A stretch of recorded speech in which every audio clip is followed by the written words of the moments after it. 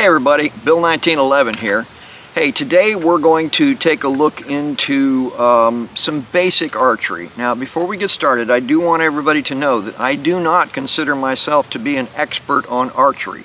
Okay, I know a little bit. I know enough to be able to shoot and not destroy my equipment. So with that, there are certain things that we're going to have to talk about. One of them is if you're new to archery, if you've never done this before, never, ever, under any circumstances, pull your bowstring back and let go of it without there being an arrow in the bow. If you do that, you will shatter the limbs on the bow. All the energy for pushing that arrow out of that bow gets transferred once that string comes tight. It gets transferred right into the limbs and it will break the limbs on the bow. Now, this is a compound bow, all right? So this part of the bow is called the limb, okay? And this is what breaks if you dry fire the bow, all right? Bows can be separated into, well, probably a lot more categories than I'm aware of, but the main three that I'm aware of are compound bows, like this one, okay? Okay, now I'm probably not even calling this by the right name because I'm not, like I said, an expert, but this bow, okay, is a long bow and it's just basically straight wood, okay? I made this bow from scratch out of pieces of wood that I got out of a cargo pallet. You'd be surprised what kind of really good wood you'll find in some of those cargo pallets. I found oak, I found mahogany, I found ash. I mean, really high quality, expensive woods, okay? I even found hickory in one once, which kind of surprised me. Okay, so this bow, okay, is straight on the tips. Now there's another kind of bow where the end of the tip curves backward in the opposite direction. That is called a recurve bow. I wish I owned one and I could show it to you, but unfortunately I don't have one, and they're not the cheapest things in the world. Now, the next thing I need to tell you about is that about 1.5 years ago, I severely injured my left shoulder. I tore a tendon, and unfortunately, that means that I can actually no longer draw this big bow. This is a 45-pound bow, and I can't pull the string back anymore with my left shoulder. I'm working out with it, and I'm slowly getting stronger. But when I hold that bow out in front of me, even the weight of that bow is pretty heavy for my left arm right now. I've got a long way to go to get the musculature back to where I can shoot. This bow is about a 20 to 25 pound bow. It's much lighter and much easier to pull. Okay, so we're going to go into now talking about arrows, okay? Now, if you will notice, I've got 3 examples of arrows here. Now, the feathers are called fletches. Comes from the French word for feather, which is fletch, okay? So, if you'll notice, there are 2 orange ones and 1 yellow one. Same on this one, okay? Now, this one has plastic fletches, which I don't really like as well because they actually tear over time like this one has. It's actually torn, okay? But still, if you notice, there are 2 purple ones and 1 blue one. So that is an important thing to know, and here is why it's important, okay? When you are shooting your bow and you put the arrow in the string, that is called nocking the arrow, okay? This little piece with little slot in the back of it, this is called the nock on the arrow. This is called the shaft. These are called the fletches, and this is called the head, okay, the pointy end. All right, so when you knock your bow into your arrow, or into your string, and you get ready to shoot it, if you put the arrow in the wrong way, as the arrow comes forward, all right, let me see if I can get this at an angle where you can see it clearly.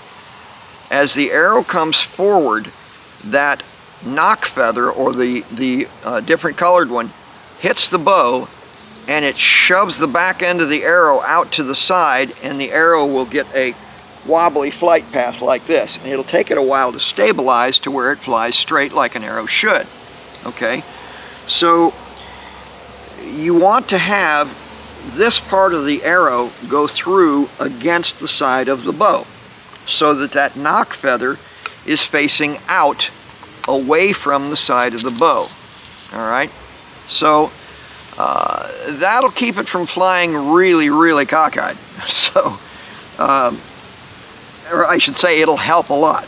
Now, this little rest right here, this also tends on this bow to, when you fire it, even if you knock the arrow properly, it tends to do the same thing. It tends to launch the back end of the arrow up a little bit, okay? Up and down, for some reason, is easier to sight through than left to right, okay? Once that arrow starts to swing sideways, it's very difficult to figure out where it's going to be pointing when it's flying, okay? So it's a little better when it's vertical for some reason. I couldn't tell you why, but it does seem to be that way. So the next thing we're going to do is, I guess we're going to show you a couple of other things. We're going to show you the target that we're going to shoot at.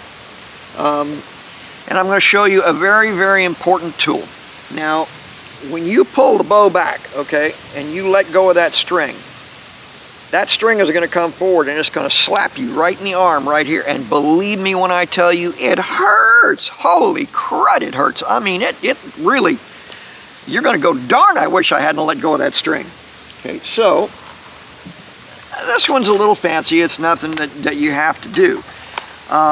They make them so they've got these two little straps and just a piece of leather that lays across the inside of your forearm. Okay, now that will catch the string and keep it from hitting your skin directly. And that's going to make a big difference. Now this one, like I said, this is mine. I made this for myself years ago. And it's a little on the fancy side. I like the whole gauntlet thing. But I snap it in place, and this will protect my arm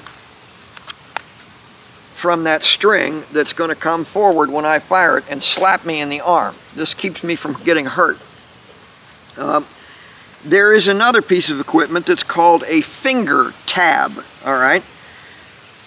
On higher powered bows, like this 45-pound bow over here, if you're hooking that string with 3 fingers, because you don't use 4, you use 3, all right, the arrow goes between the index finger and the middle finger, okay, when it's knocked in the string.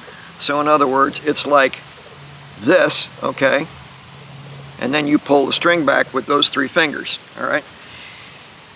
If you have a higher powered bow, when that string rolls off the end of your fingers, it can literally wear the skin off your fingers if you do a lot of shooting, okay. So finger tabs are basically just little pieces of leather that your finger goes through them, and they just kind of lay over the top of the skin, so that when the arrow releases from the string, the string releases from your finger, it rubs across the leather instead of directly on your skin.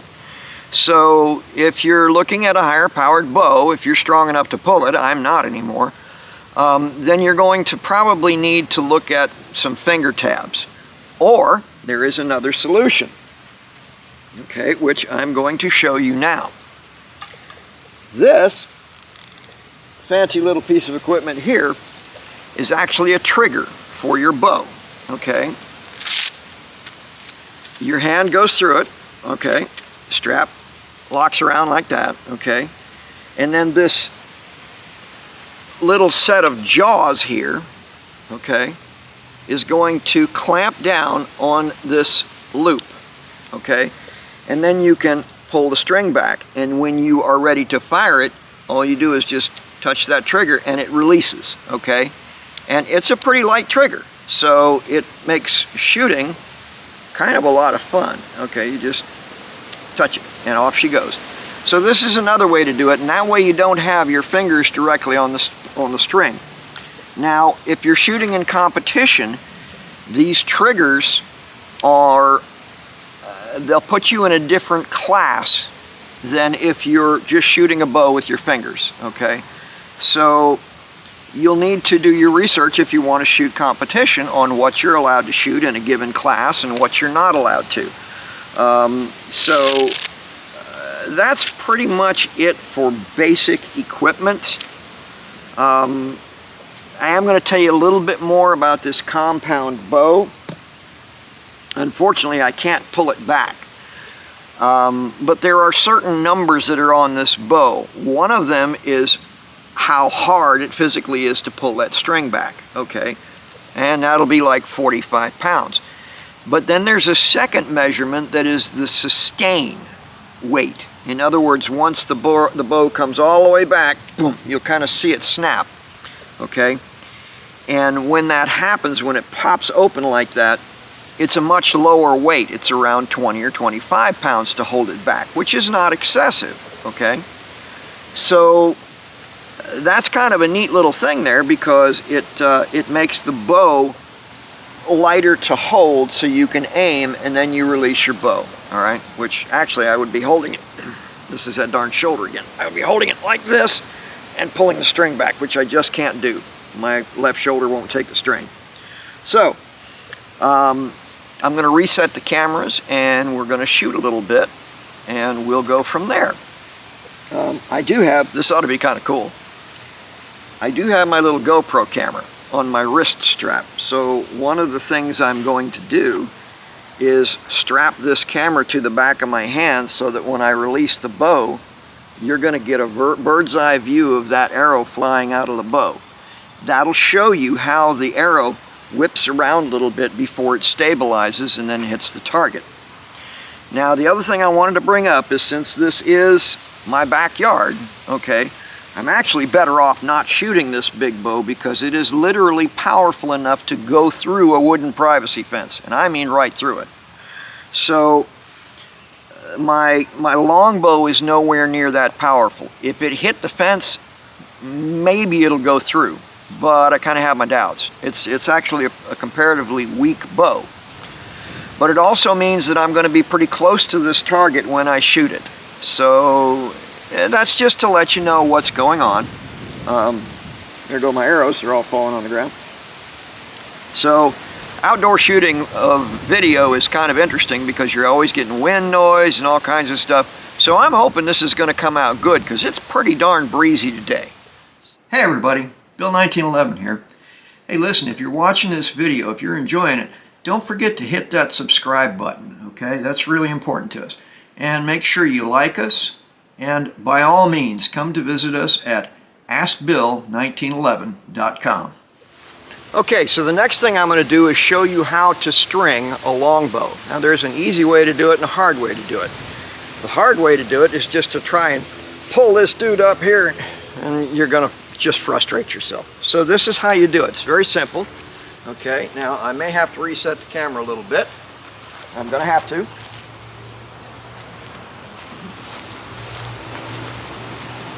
Okay, so get this pointed down a little bit, like that.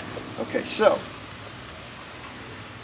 when you're going to string your bow, the easiest way to do this is to simply pull the string out like that, set the end of the bow on your foot, okay, on your left foot, okay, if you're right-handed. Then you're going to step through that string, okay. Now you're going to just simply pull the string up this way, put your hand on the bow, and twist your body around, and that's going to bend that bow right to where you need it to be, and your bow is strung. Pretty easy concept, not hard to follow. Okay, so now we're going to see if we can shoot that target over there. In the camera it looks like it's 20 miles away. Believe me, it's not. It's actually pretty close. Okay, so remember what I told you about knocking your arrow. When you knock your arrow, you want the off-colored feather, all right, sticking straight out away from the bow, all right? And now we're going to simply draw the bow back and release. And I missed the target. Okay, so let's see if we can get this guy fired up again. Okay, so let's shoot another one. All right, knock your bow with your knock feather away from the body of the bow. Okay, we're going to pull him back and we're going to let him fly. We're going to pull him back and we're going to let him fly. All right, so let's see if we can do another one, and maybe we got some decent footage out of it. I'm not sure whether we did or not. So, oh, look at that. I knocked the arrow backwards. So let's readjust, knock it again. Okay, and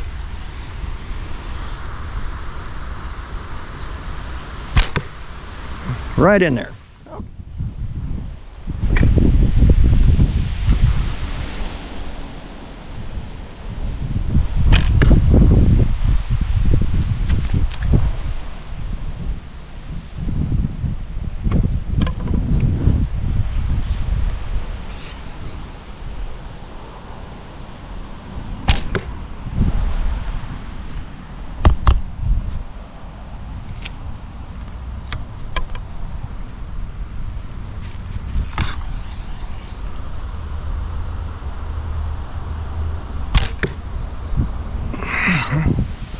All right, well, that's about it for today, which is good because that's about all my shoulder's going to take today. So from here, we're going to take the string off of our bow the same way that we put it on. You never leave a wooden bow strung. The reason why is because these limbs will take a set, okay? They'll curve into that shape and the bow will get weaker over time. So you always unstring your bow, okay? Simple, just like you did before. Push it over a little bit till the string loosens up. Take it out of the trough like that and release. And it's as simple as that. Hey, thanks for joining us, everybody. I'm Bill 1911. We'll see you next time. Hey everybody, Bill 1911 here. Hey, listen, if you're watching this video, if you're enjoying it, don't forget to hit that subscribe button, okay? That's really important to us. And make sure you like us, and by all means, come to visit us at askbill1911.com.